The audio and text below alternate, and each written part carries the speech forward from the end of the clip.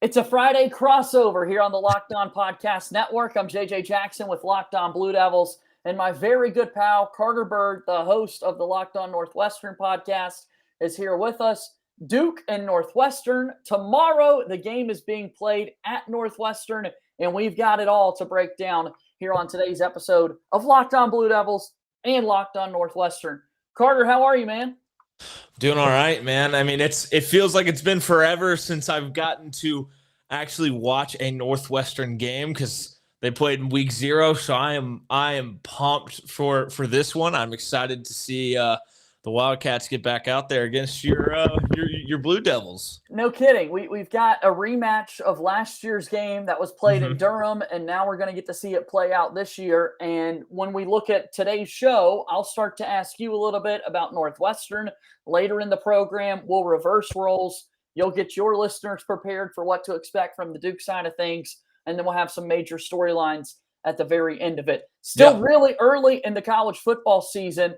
For everybody, my listeners, your listeners, college football lovers, it's just been amazing, Carter, to have football back in our lives, man. Oh, it's been so great, and I'm so glad to have it because it's what you look forward to, at least in the family that I grew up in. You look forward to it all summer, and it's just something that it really feels like it brings people together each and every fall.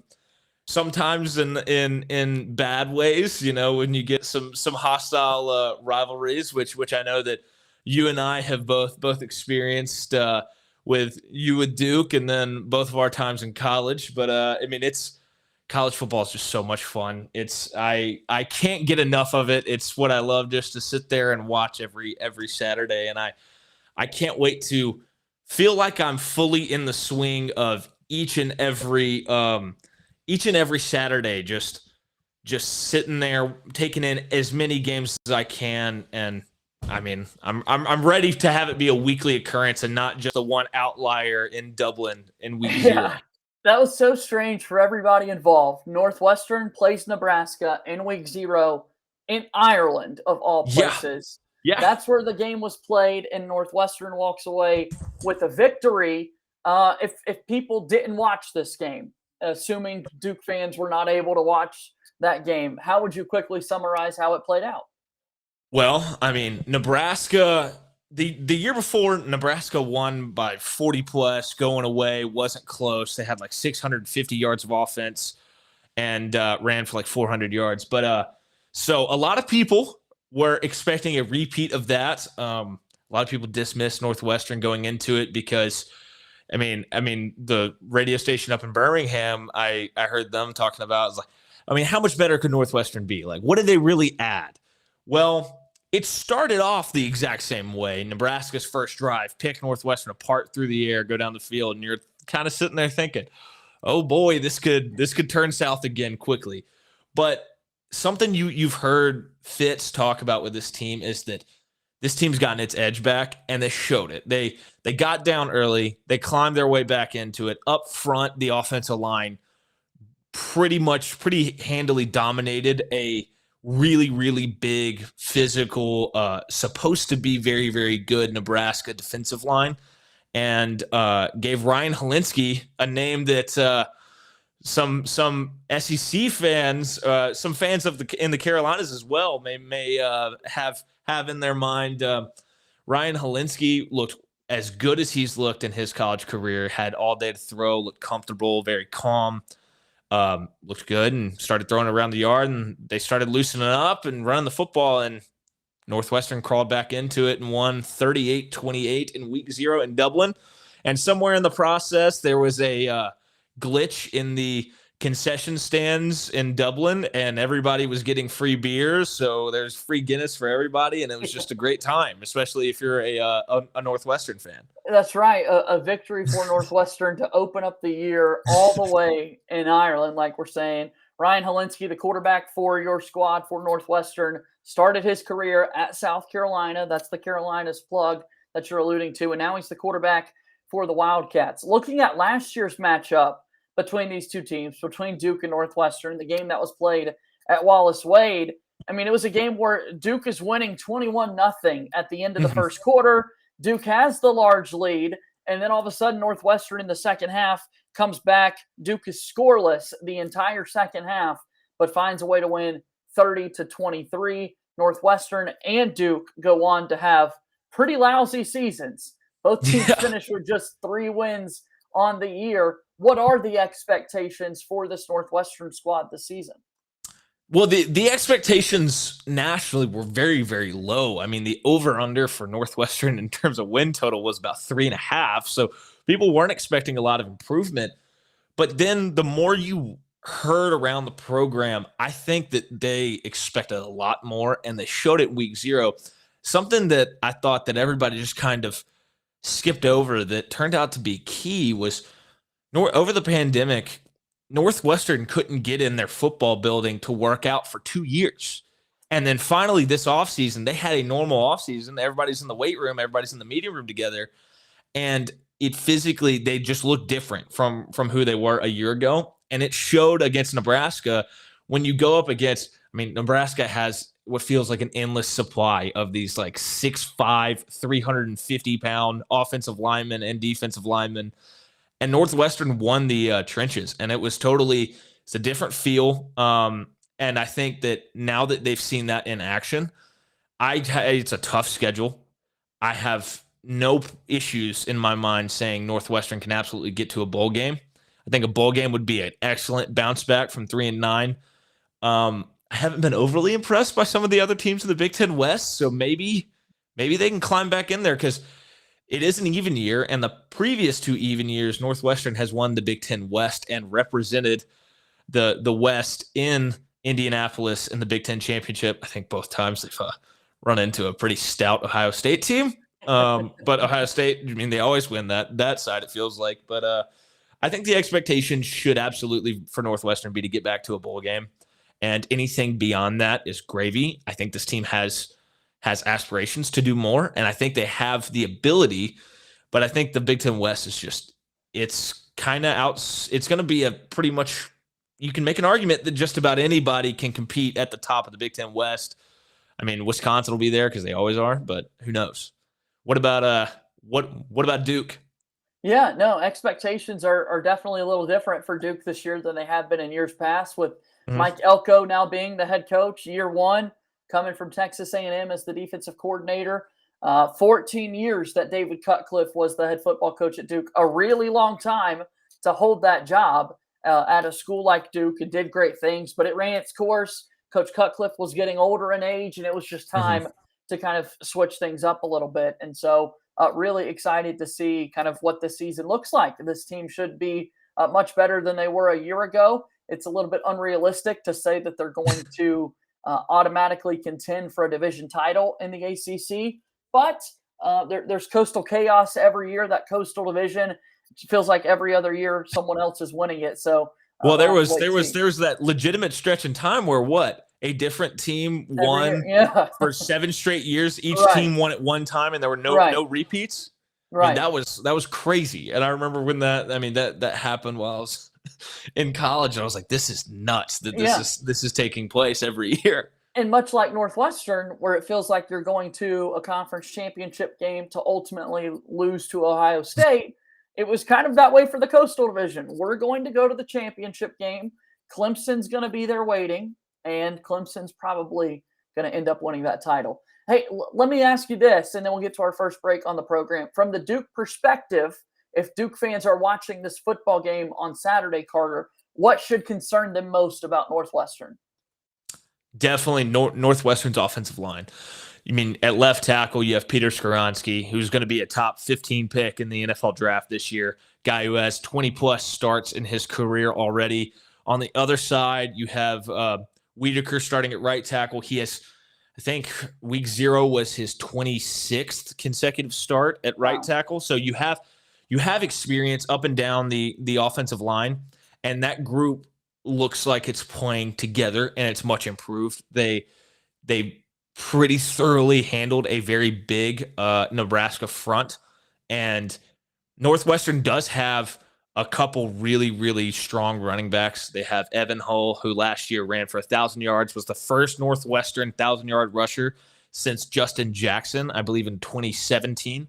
And then you also have Cam Porter, who missed last season with a season-ending injury and from fall camp. He's kind of a little bit more, kind of a little bit of a quicker guy. Hull, very much a between the tackles guy. Cam Porter can absolutely run between the tackles too. I'm not knocking him there. Probably could see him catch the ball a little bit more. And then I just think if Ryan Helinski that we saw in week 0 is the Ryan Helinski of 2022, this Northwestern offense has a chance to be a lot better than people thought. He looked very, very calm. He looked very in control, and he was on time and on target with just about every throw. I think he completed something like 21 of his first, or like 19 or something of his first 21 passes. He was red hot in the first half. And I think that if Duke can't create pressure and penetration against this Northwestern offensive line, that would be my concern, because that's where Northwestern started to wear down that Nebraska front and really got pushed late in the game. I mean, their final drive, they just ran it right into the teeth of Nebraska's defense and ate up clock. Eventually ended up punting, which their punter, by the way, is the son of Eagles legend David Akers. Okay. Transfer from UCLA, and he looked unbelievable in the opener. He was pinned, I think he pinned Nebraska at the 1, and then on his final punt of the game, when Nebraska had to go the length of the field to score, he had a ball that the entire coverage team fell for the deke by the returner running up to the 10-yard line, and the ball bounced on the half-yard line and backed up to the 4, and it was like this. I mean, you couldn't hit a pitching wedge better than he did on that one. I think Northwestern will try to run the football and play the field position battle and just try to make you earn every bit. That's what they did against Nebraska, and Scott Frost in Nebraska. Turns out they are not good at that. Makes sense. I mean, look, it's what you need to be on the lookout for if you're Duke, and I think we're going to have a really fun game coming our way on Saturday between Duke and Northwestern. We're going to talk more about the Duke perspective. We'll reverse roles here on today's episode of Locked On Crossover. It's Locked On Blue Devils and Locked On Northwestern combined in one. You're watching us on YouTube. Thanks for doing that. Make sure that you subscribe to both of our channels. The support means the world. If you're listening on the podcast platform, we love for you to leave 5-star ratings and written reviews. The algorithms really appreciate when you type out a review. Take 60 seconds and help us out in that regard. It means the world when you do that. Today's episode of Locked On Blue Devils and Locked On Northwestern is brought to you by Bet Online. This is your number one source for all your pro and college football betting needs and sports information this season. You can find all the latest football league developments, game matchups, news, and podcasts, including this year's opening week games for the NFL. Football's coming back. We saw a great game last night between the Bills and Rams to start the season, and now we've got more NFL games coming up on Sunday. Full slate of college football tomorrow as well, and all the best lines are at Bet Online. This is the fastest and easiest way to check in on all your favorite sports and events, including Major League Baseball, MMA, boxing, and golf. You can head to the website today or use your mobile device to learn more about the trends in action. Bet Online, where the game starts. All right, so now that we've talked about Northwestern, let's switch the perspective here. I want to ask you basically the same question. What is the one area that Northwestern fans should be worried about Duke heading into Saturday's matchup? You look at this Duke football team, and they played week 1, so last week, as opposed to getting the start a little bit earlier like Northwestern. And I joked throughout the week that the Duke defense still doesn't know what it feels like to give up a touchdown, because it was a shutout against Temple 30-0. And so a really solid defensive effort from Duke. The offense is totally different this year, however. Last year, you mentioned the wonderful rushing performance by Evan Hull for Northwestern.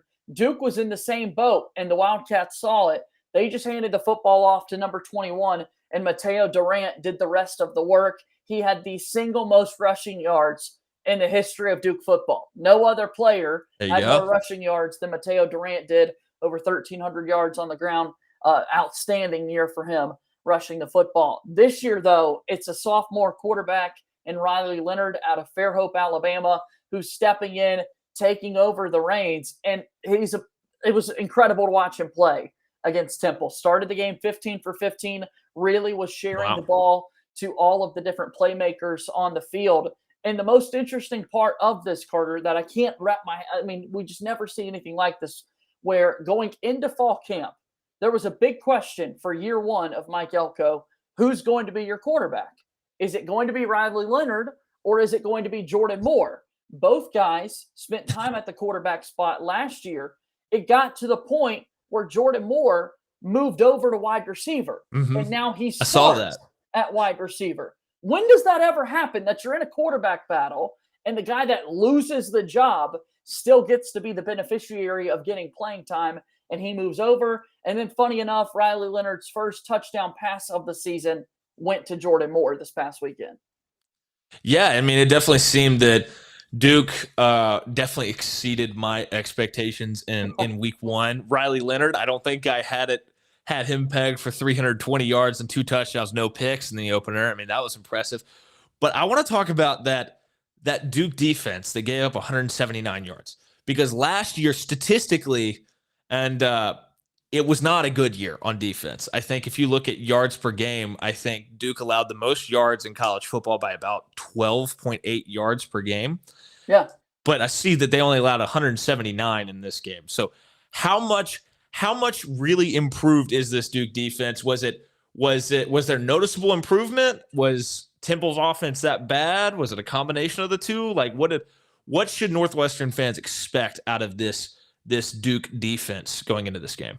I think a little bit of everything. You're right to point out all the defensive struggles that Duke had a season ago. And so I think also you need to point out the fact that Temple wasn't necessarily the greatest team. I mean, DeJuan Mathis, their quarterback, was a Georgia transfer quarterback that had he not gotten hurt, had he not struggled so much at Georgia, America would not have gotten the Stetson Bennett experience that we've been given, because it was DeJuan Mathis's job before that. Duke made it a living hell for him out there on the football field this past weekend. He could not breathe, could not focus, make any decisions, because Dwayne Carter in that defensive front just got up all in his space. And I think a lot of that, Carter, has to do with the fact that the new football coach is Mike Elko. This is a man that had been the Texas A&M defensive coordinator for the past few seasons. Texas A&M last year, until the national title game, was the only team that really knew how to slow down Bryce Young and that Alabama offense. They put together a great game plan to do that at A&M.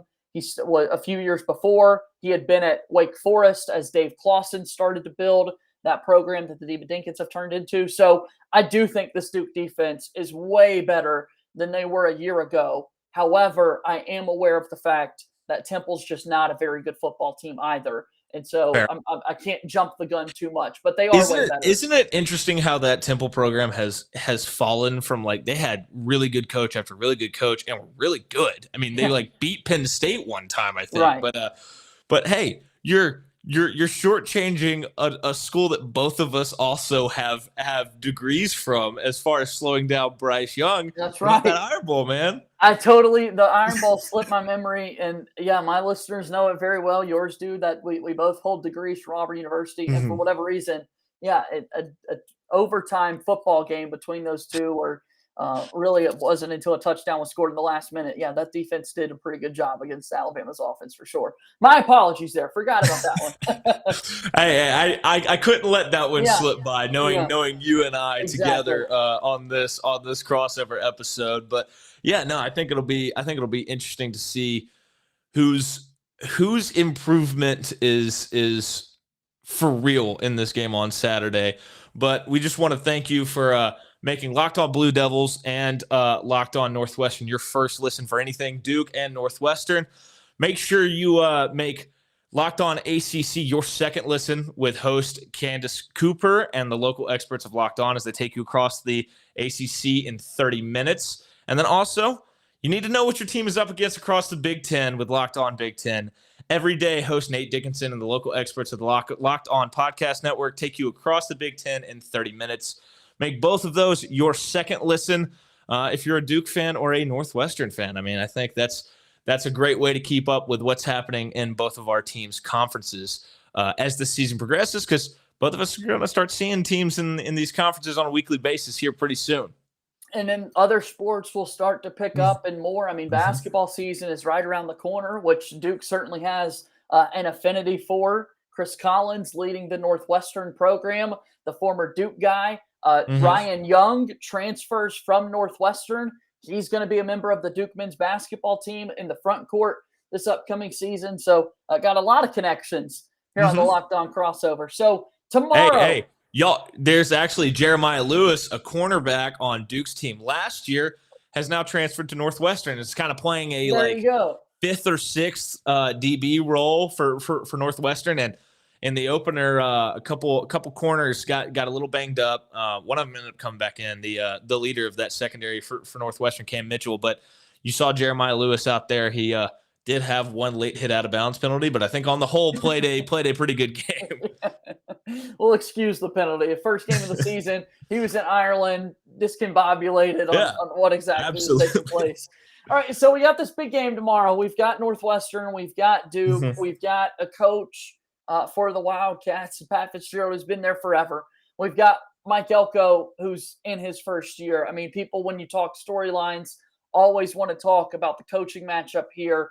And it's a brand new coach. It's a brand new coach for Duke going against the coach with the third longest tenure in FBS, I believe. Right. Totally different. So that's an interesting storyline in and of itself. And then what are we going to get out of the quarterbacks, right? What are we going to get out of Ryan Helinski, who had a really impressive debut, and then Riley Leonard had an amazing debut as well. That's got to be a big question, Carter, is what are we going to get out of the quarterbacks? And so that being said, what are these defenses going to do to make it more difficult for those quarterbacks? I mean, I think if you're Duke trying to put Helinski in a bad spot, you have to find a way to get pressure on him. You have he had all day to throw against Nebraska. And it was interesting because all going into that game, there was so much buzz about watch these Nebraska edge rushers. This is the best group they've had under Scott Frost. And they couldn't get an ounce of pressure on Ryan Helinski. And Ryan Helinski, who flashed a little bit at South Carolina, probably very, very up and down, and then comes to Northwestern and really had a rough year last year, but another year in the system, he looks so comfortable. If you hear Pat Fitzgerald talk about winning the 6-inch war, if Northwestern wins the 6-inch war in the trenches the way that they did against Nebraska and gives Ryan Helinski time to sit back there in the pocket and throw, I think he's going to have a very similar day to week 0. So Duke has to make him uncomfortable because that was the difference. I mean, when you look back over the past 5 years or so, when Northwestern has good quarterback play, they've won the Big Ten West. When the quarterback play has been bad, there really hasn't been an in-between.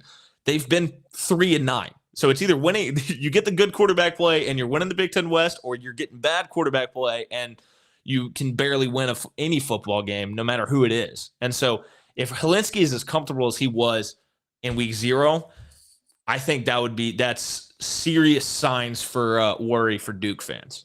Yeah, particularly we mentioned the defense and the front for Duke has been so great in 1 week. But last year, Dwayne Carter had a lot of the headlines for that Duke team at the linebacker spot. Duke's pretty experienced with Dorian Morosi and Shaka Hayward leading the charge. But it is an unproven secondary. So for Duke fans out there, that's been my concern, is how are they going to fare against a quarterback in Ryan Helinski, who's already got a conference game under his belt this season, looked pretty good.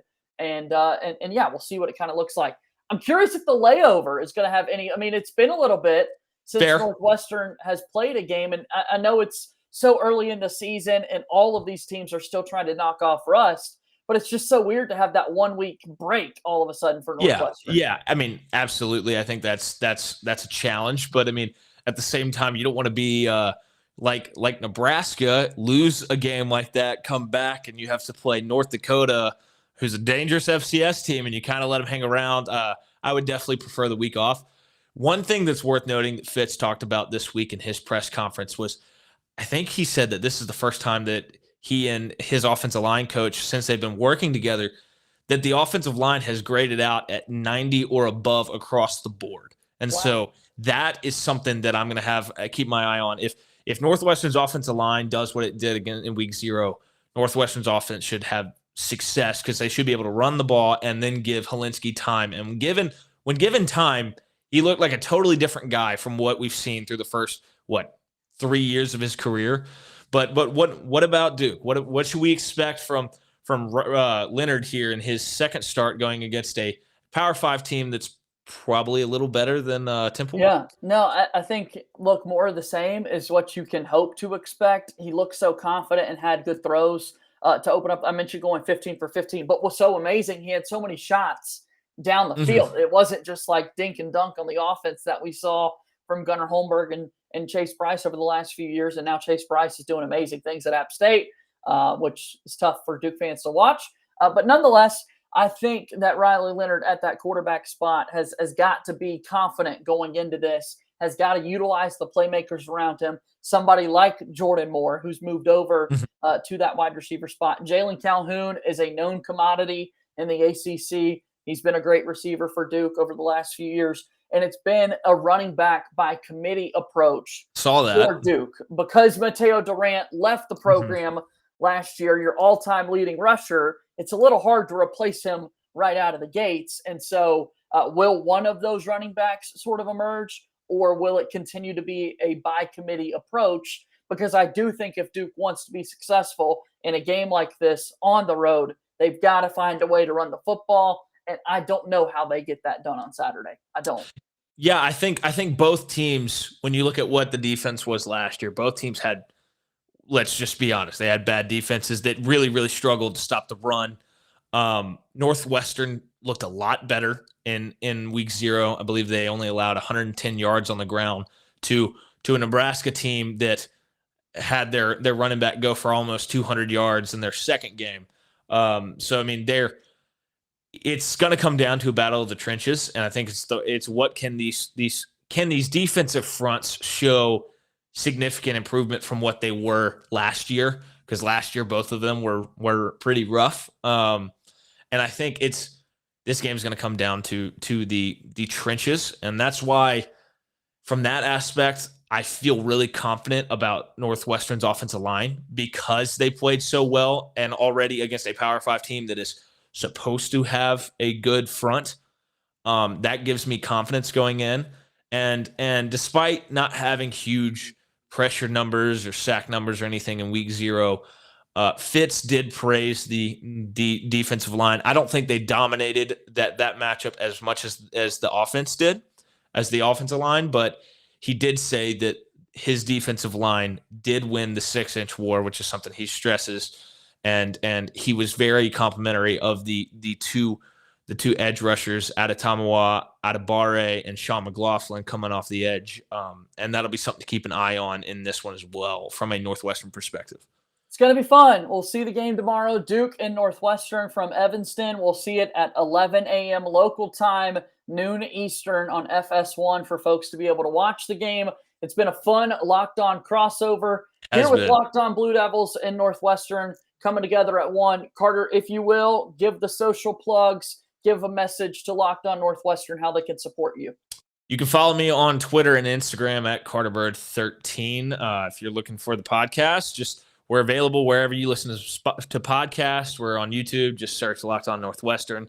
Subscribe. Make sure you don't miss any of our daily episodes, especially now that football is being played and it seems like this Northwestern football program is trending in a much better direction than last season. I'm on Twitter as well at _JJ_Jackson_. Our show updates on Twitter at LO_Blue Devils. Be sure to follow and subscribe for free wherever you get your podcasts. And also subscribe on YouTube. Locked On Blue Devils and Locked On Northwestern means the world when you support us. Carter, it's going to be fun. Let's see how this game plays out tomorrow. I can't wait. It's going to be a fun one. It feels like it's been so long, even though it's only been 2 weeks since I've watched a Northwestern football game. So I've been ready for it for about 10 days now. that changes tomorrow. We'll see a good one between Duke and Northwestern. For Carter Byrd, I'm JJ Jackson. Thank you and good day.